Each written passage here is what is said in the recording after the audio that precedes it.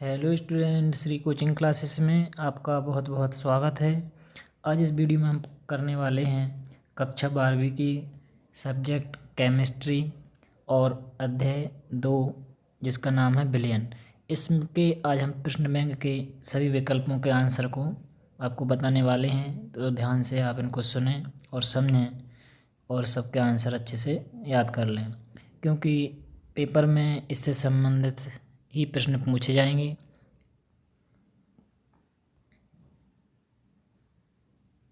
जो आपके लिए बहुत इम्पोर्टेंट है। तो चलिए शुरू करते हैं। पहला विकल्प है कि निम्नलिखित में से कौन सा राउल्ट नियम से धनात्मक विचलन नहीं दर्शाता है। तो धनात्मक विचलन जो यहाँ पर पहला वाला ऑप्शन इसका सही आंसर है, बेंजीन क्लोरोफॉर्म।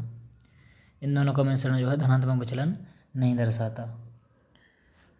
इसके बाद हमारा नेक्स्ट विकल्प आता है कि धनात्मक विचलन वाले अनादर्श विलयन का एक उदाहरण लिखिए। धनात्मक विचलन मतलब कोई सा भी हमें एक उदाहरण यहाँ पर लिखना है जो धनात्मक विचलन दर्शाते हों। तो हम यहाँ पर इसका एग्जांपल ले सकते हैं एथिल अल्कोहल और बेंजीन का मिश्रण। आप चाहें तो इस प्रकार से C2H5OH यानी सूत्र लिख सकते हैं, और बेंजीन का मिश्रण है तो C6H6 भी लिख सकते हैं। इन दोनों का मिश्रण धनात्मक विचलन दर्शाता है, तो एक ये आपका धनात्मक विचलन हो जाएगा। ठीक है, ये अनादर्श विलयन का प्रकार है, इसलिए धनात्मक विचलन दर्शाने वाले अनादर्श विलयन उनको बोला जाता है। इसके बाद हम आता है नेक्स्ट तीसरा प्रश्न जो हमारा विकल्प है कि पर्वत की श्रृंखला में बर्फ़ धीरे धीरे पिघलती है, क्यों। तो इसका कारण बच्चों वाष्प दाब में अवनमन, हिमांक में कमी, और पर्वत श्रृंखला में बच्चों वाष्प दाब जो है वो कम हो जाता है और वायु दाब कम हो जाता है, जिससे क्वथनांक में वहाँ पर कमी आती है। मतलब कम ताप पर ही कोई चीज़ धीरे धीरे पिघलने लगती है, या ये कहें धीरे धीरे वो उबलने लगती है और क्वथनांक का मान कम हो जाता है। ठीक, इसके बाद हमारा नेक्स्ट चौथा नंबर का जो विकल्प है कि वाष्प दाब पर ताप का क्या प्रभाव पड़ता है। तो वाष्प दाब का बच्चों यहाँ पर ध्यान रखें कि ताप जब बढ़ाते हैं तो वाष्प दाब का मान बढ़ता है। जैसे कोई चीज़ गर्म कर रहे हैं तो इसको जब हम ताप बढ़ाएंगे तो इसके जब वाष्प है जो ज़्यादा से ज़्यादा बनेगी, और जो वाष्प के द्वारा जो दाब डाला जाता है उसे हम क्या कहते हैं, वाष्प दाब कहते हैं। तो वाष्प दाब कब बढ़ता है, जब ताप बढ़ता है तो वाष्प दाब का मान भी बढ़ जाता है। इसके बाद नेक्स्ट है कि प्रश्न क्रमांक 5वां कि वाष्प दाब में अपेक्षक अवनमन का व्यंजक है। तो वाष्प दाब में अपेक्षक अवनमन का व्यंजक है P0A minus PA upon P0A। इसको इस प्रकार से पढ़ते हैं और ये इस प्रकार से इसका व्यंजक होता है। ठीक है, इसके बाद नेक्स्ट विकल्प है प्रश्न क्रमांक 6वां कि रासायनिक रूप से अर्धपारगम झिल्ली है। मतलब रासायनिक रूप से जो अर्धपारगम झिल्ली होती है वो किसकी बनी होती है, तो कॉपर फेरोसाइनाइड की। इसके बाद हमारा प्रश्न क्रमांक जो 7वां है वो है कि एक अणु संख्या गुणधर्म है। तो यहाँ पर बच्चों ये पराशरण जो लिखा है दाब और इसमें लिखा होगा तभी ये इसको सही माना जाएगा। वैसे इसमें कोई भी नहीं है, लेकिन अगर पराशरण दाब लिख देते हैं तो इसका सही आंसर हो जाता है पराशरण दाब। अणु संख्या गुणधर्म है पराशरण दाब। और इसके बाद हमारा प्रश्न क्रमांक जो 8वां है, 8वें का आंसर प्रश्न में क्या पूछा कि अगर विलयन का क्वथनांक T1 और विलायक का क्वथनांक T2 हो तो क्वथनांक में उन्नयन होगा। तो T1 माइनस T2 इसका सही आंसर हो जाएगा। और इसके बाद हमारा प्रश्न क्रमांक 9वां है कि शुद्ध जल की मोलरता है। तो शुद्ध जल की मोलरता 55.56 होती है। तो जो कि यहाँ पे 55.56 बच्चों डैश लग गया है, इस दशमलव है, तो 55.6 या 55.56 यहाँ पे कुछ भी आंसर जो आए ऑप्शन में उसको आपको सही करना है। तो यहाँ पर हमारा पहला वाला आंसर सही हो जाएगा। इसके बाद प्रश्न क्रमांक 10वां हमारा है कि किसी विलयन के अणु संख्या गुण आधारित हैं। तो उसके नाम से समझ में आ रहा है कि जो अणुओं की संख्या पर निर्भर करते हैं उन्हें हम क्या कहते हैं, अणु संख्या गुणधर्म कहते हैं। तो प्रश्न क्रमांक 10वें का जो आंसर है वो तीसरा हो जाएगा, विलय के कणों की संख्या पर अणु संख्या गुणधर्म आधारित होते हैं। इसके बाद प्रश्न क्रमांक 11 में पूछा कि सोडा वाटर जो कोल्ड ड्रिंक्स होता है वो किस प्रकार का विलयन है। तो वो होता है गैस का द्रव में। तो हमारा ये पहला वाला आंसर इसका सही हो जाएगा। इसके बाद हमारा प्रश्न क्रमांक 12वां आता है कि 1000 ग्राम विलायक में मोलों की संख्या कहलाती है। तो जो हम विलायक है, विलायक से आपको पहचानना है कि मोललता होती है, तो हमारा सही आंसर हो जाएगा दूसरा, मोललता।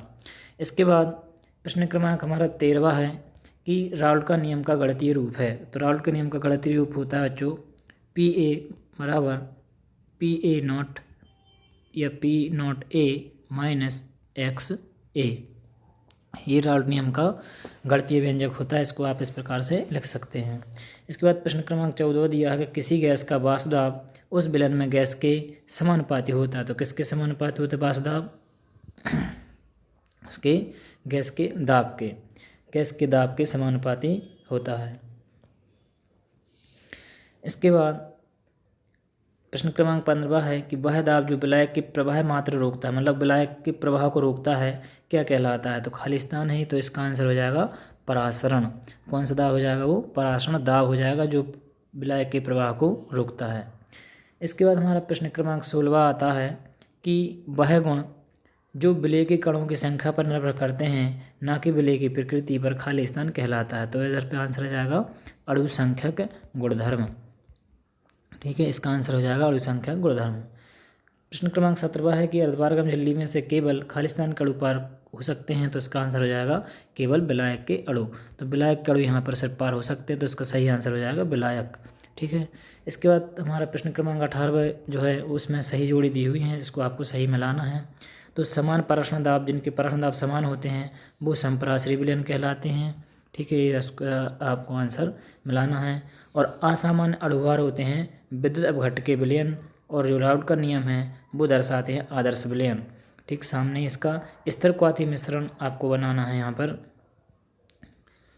स्थिरक्वाथी मिश्रण बचा आपका, तो ये हो जाएगा अनादर्श विलयन, और अर्धपारगम झिल्ली में हो जाएगा परासरण दाब या परासरण की क्रिया। ठीक, तो इस प्रकार से इनके सही आंसर हैं। इसके बाद हमारा आता है प्रश्न क्रमांक 19वां, जिसमें पूछा कि वाष्प दाब में अवनमन एक अणु संख्या गुणधर्म है। तो सही है या गलत? ये प्रश्न क्रमांक 19 से 7 हमारे चालू होते हैं, तो ये असत्य है। ठीक है, इसको मतलब यहाँ पर जो है सही माना जाएगा, ये सही आंसर है इसका। वाष्प दाब में अवनमन एक अणु संख्या गुणधर्म है, सही है। ठीक है, इसके बाद जल में नमक को घोलने पर उसका क्वथनांक कम हो जाता है। नमक में घोलने पर उसका क्वथनांक कम हो जाता है, तो ये गलत है, क्वथनांक बढ़ जाता है। विलयन का हिमांक विलेय के हिमांक से कम होता है। विलयन का हिमांक विलेय के हिमांक से कम होता है, तो इसका जो है आंसर सही।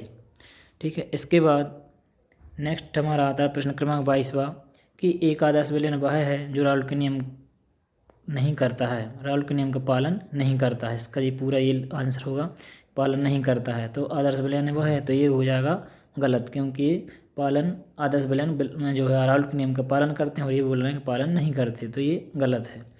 दूसरा हमारा जो प्रश्न क्रमांक 23वां है वो है जल में एथिलीन ग्लाइकोल मिलाने पर जल का क्वथनांक कम हो जाता है।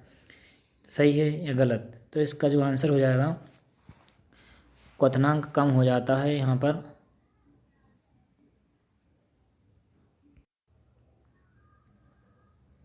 इसका आंसर हो जाएगा सही। इसके बाद प्रश्न क्रमांक आता है 24वां कि सभी आदर्श विलयन बनाते हैं, इनमें से केवल एक नहीं बनाता है, तो क्या है? तो इनमें जो यहाँ पर आदर्श विलयन बेंजीन और टॉलुइन जो है ये आदर्श विलयन ये बनाता है। ठीक है, यहाँ पर और ये भी बनाता है। हमें बताना है कि जो नहीं बनाता है उसका आंसर यहाँ पर बताना है कि आदर्श विलयन कौन नहीं बनाता। तो C2H5Br यहाँ पर अपना पहला विकल्प दिया हुआ है। क्या दिया हुआ है? C2H5 हमारा यहाँ पर पहला आंसर है कि, और C2H5Br और C2H5Cl ये दोनों कैसे हैं आपको ये यहाँ पर आदर्श हैं या अनादर्श हैं, ये आपको यहाँ से उदाहरण में पता होना चाहिए कि किस प्रकार के विलयन होते हैं। ठीक है, हमारा जो बेंजीन टॉलुइन है आदर्श विलयन है, हेप्टेन हेक्सेन भी आदर्श विलयन है, एथिल ब्रोमाइड एथिल क्लोराइड तो ये भी आदर्श विलयन है, तो ये भी आदर्श होता है।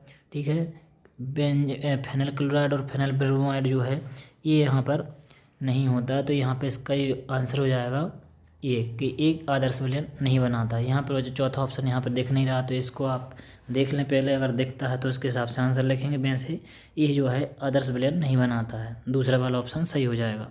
इसके बाद हमारा प्रश्न क्रमांक 25वां आता है कि परासरण दाब ज्ञात करने का सूत्र है। तो परासरण दाब ज्ञात करने का सूत्र बच्चों होता है पाई बराबर CRT। ये इसका पराठों दाब ज्ञात करने का सूत्र है। इसके बाद अब यहाँ पे ऑप्शन दिख नहीं रहे हैं, इसलिए आपको यहाँ पर हमने डायरेक्ट बताया है। और प्रश्न क्रमांक 26 में यहाँ पर शो नहीं हो रहा है, तो आप इस प्रकार से यहाँ पर विकल्पों को आंसर लगा सकते हैं। और आपको जिनमें प्रश्नों में विकल्पों में डाउट है तो आप हमें कमेंट करके बता सकते हैं और उनके सही आंसर भी बता सकते हैं। तो बन रही हमारे चैनल पर इसी प्रकार से नेक्स्ट चैप्टर की वीडियो प्राप्त करने के लिए आप चैनल को ज़्यादा से ज़्यादा शेयर करें, लाइक करें और सब्सक्राइब करें। मिलते हैं नेक्स्ट वीडियो में। धन्यवाद।